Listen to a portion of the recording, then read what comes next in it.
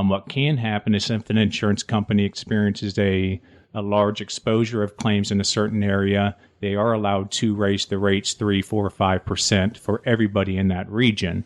So they cannot, even the person that didn't get affected by the storm that's maybe further in coast, they're going to see that same raise in their premium, 3 or 4 or 5%, whatever's determined. So how they actually get a decrease in their premium is once we put on the new roof and the roof is brought up to current building code, the premiums can actually go down because the insurance companies actually view the roof as a lower risk now. A newer roof costs less money to insure now.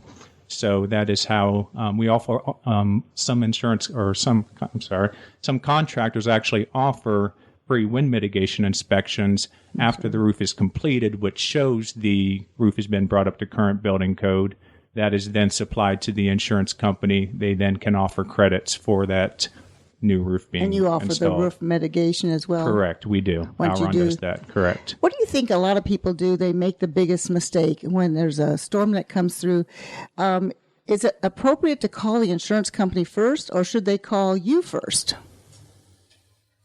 I'll take that one. And that's John Gallagher. Jean, I always want us to be a part of that initial inspection if it's possible, so that the adjuster who's in a big hurry with a huge file load isn't missing details. But sometimes there's not enough contractors to go around to walk with the adjuster to point out all the damage. So ideally, if you can wait a week or two, then have the contractor, have Ouron with your adjuster.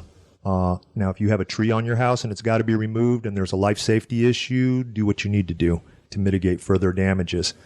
And we can always backtrack. But I'm a believer that there's less wreckage, less ripples down the road when we can walk and get the scope of work figured out correctly the first time. Mm-hmm. And adjusters look at us like we're helping them do their job when we point stuff out. Hey, the fascia. Hey, the screen enclosure. Look at the windows over here. The roof and these accessories and the mailbox. When we point all this out, it helps speed his job up, and we end up doing a lot of his file work. So some people are afraid to have the two of us out there together. We try to be a friend to the adjuster. And so you really take care of more than just a roof. All the surrounding things like gutters and windows and so forth, you can also take care of for them. Yeah, we like for it to be a real complete claim. Mm-hmm. A roof with new gutters is a beautiful roof. I look better than the neighboring one who just reset his gutters when the contractor does that. If there's a leak onto the inside from wind-driven rains or there's a hole in the roof, then we'll repair the ceiling, the walls, the flooring. We do lots of stuff as a general contractor in the restoration world. So you're really there to sell all the claim to the claim adjuster who may or may not understand all the scope of things. So it's good to have you out there ahead of time, because most roofing companies, just straight roofing companies, they just come in and do the roof and they'll send you whatever information you need, but they're really not involved that much with the insurance adjusters. Is that correct? That's right. Okay. I'll let you want any Sure. more of that? Sure. Come on, John Miller. Yeah, that's a good point. There's several reasons why, a restoration contractor like Ouron makes sense. I can just give a couple examples. During the roofing process, the roofers are tearing off the roof. Let's say they run into some bad plywood, for example. That's an unforeseen condition. That's something that we can't predict. During our inspection, we may be walking across the roof and feel a soft spot, but we can't predict that there's going to be 3, 4, 5, or possibly 10 sheets of bad plywood. Oftentimes in a re-roof, that expense, the $40 or $50 or $60 a sheet that the contractor charges, that actually ends up getting passed on to the homeowner. The great thing with Ouron and a restoration contractor is we will document that damaged plywood, and we will actually supplement the insurance company. We have ways and documentation ways and codes that we use to put the insurance company on hook for that bad plywood, so the cost is not being passed on to the homeowner. Our agreement specifically states in bold and underline that Ouron will complete the scope of work, the insurance scope of work, for the cost of your deductible. So that is your only out-of-pocket cost as the homeowner, and we guarantee that, and it's in our contract. So if we run across unforeseen conditions, bad plywood, we have the expertise to be able to pass that cost on to the insurance company and not the homeowner that your typical roofer may do. Right, and when an insurance adjuster comes out, he's going to kind of ballpark it, and it may or may not cover what he comes out, the final total, but you're going to be more of an expert at being able to help him identify some of those claims. Correct. Yeah. So we've already had time on the roof and walking around the home prior during our inspection. We've got a lot more hours and a lot more invested in the property and the homeowner's claims. So the insurance adjuster, he's been stacked up with 10 or 15 files that he's going to throughout that day inspecting. So he's not taking the time to really look in detail and discover all the damages. So it's great to have a restoration contractor involved, get them out to do their couple hour, 30-minute inspection, whatever it may be, document all the damages properly, have some good photo documentation ready for the adjuster when he comes out, have an estimate ready for him. And that way, then at the point when the adjuster comes out, it's more of a checklist that you guys are going through now to guide through instead of trying to discover the damage at that point when the adjuster comes for his inspection. I think, Carolyn, you had a question for them. Yeah, thank you, Jean. I was curious. One of the good questions is you already have I've already patched my roof.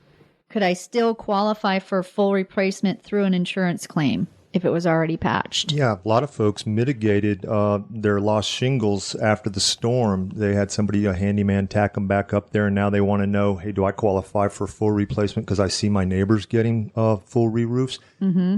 Let us go look at it, and we'll see if, based on the age of the roof and some collateral damages that may have occurred when they were feathering those repair shingles, if it caused more damage, and then we can take that case to the adjuster and say, look, the homeowner did the right thing, mitigated further damage with the help of this handyman, but because it doesn't match, we want to get a full re-roof. We have a matching statute in Florida, and we noticed that it creased the shingles around the repair spot, so we don't want to create more damage in trying to do a good thing. So for that reason, we deem the roof as unrepairable and brittle. So we're asking for a full re-roof. And so I would rather people not get the handyman to patch it if they can. I'd rather have them just tarp it. Mm-hmm. But if they do get that guy to do a repair, we can go and see if they can still have that full re-roof. Thanks for that question, Carolyn. Yeah, thank you, Sean. And I know right after a storm, if there's safety issues, you want the homeowner to take care of that. Get the tarp on the roof if it's leaking and so forth, because as fast as you can get there, you're going to get there, but it might not be the next day.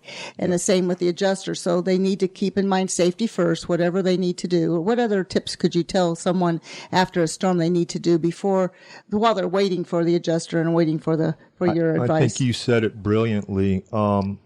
You know how when a storm moves through, it might be clear for a day or two? You don't need to do anything then if you have someone on the way. So don't get up there yourself if you're not able to.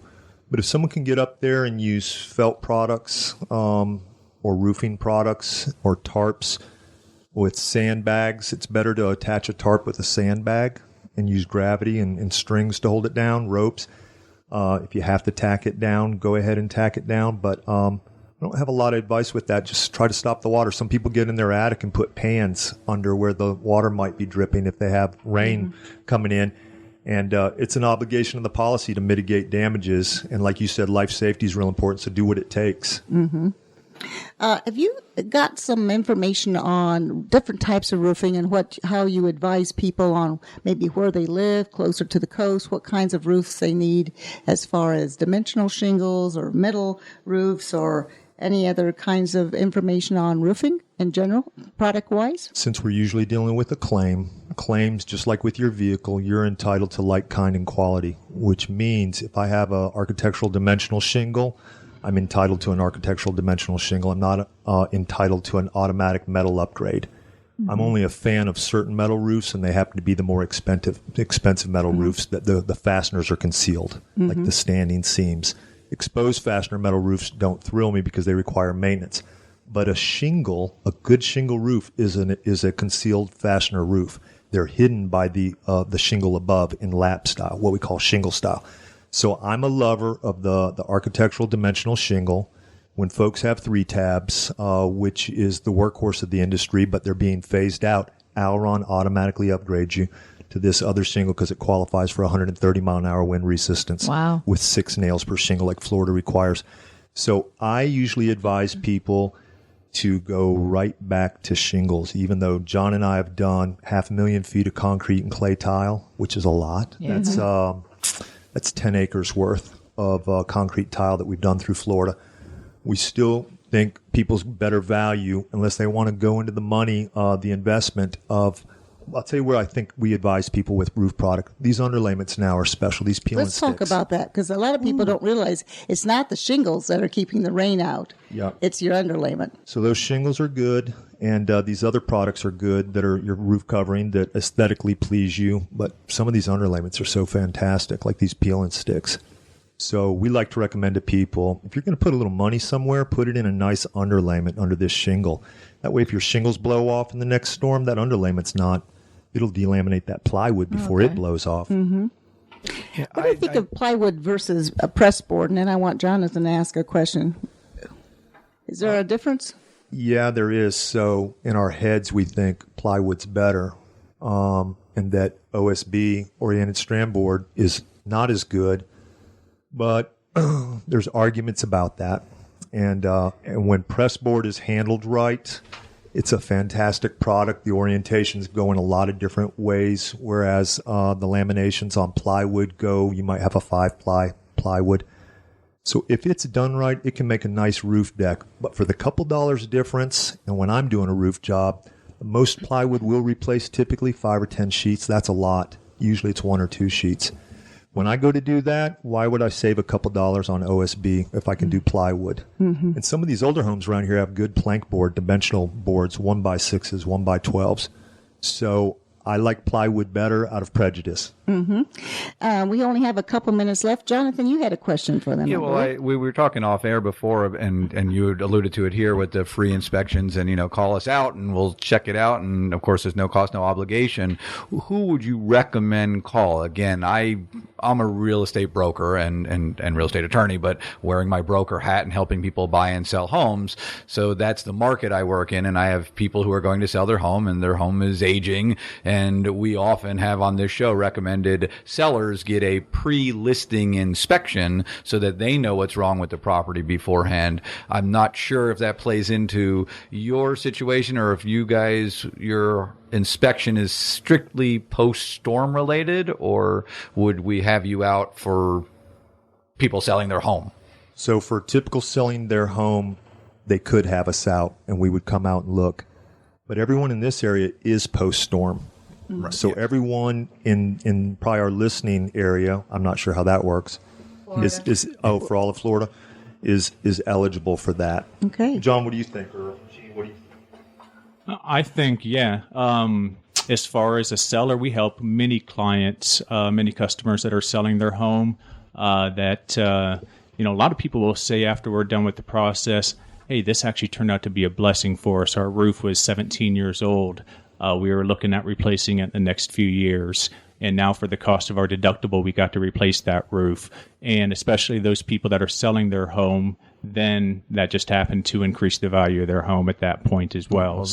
That's great information. And if you can give out your contact information so that our listeners can call you for exactly the purpose. Absolutely. So the best phone number to call is 321-626-9596. When we'll answer the phone, she'll ask you a few questions. She'll schedule Sean or myself or one of our certified inspectors to come out and take a look, and we will give you recommendations.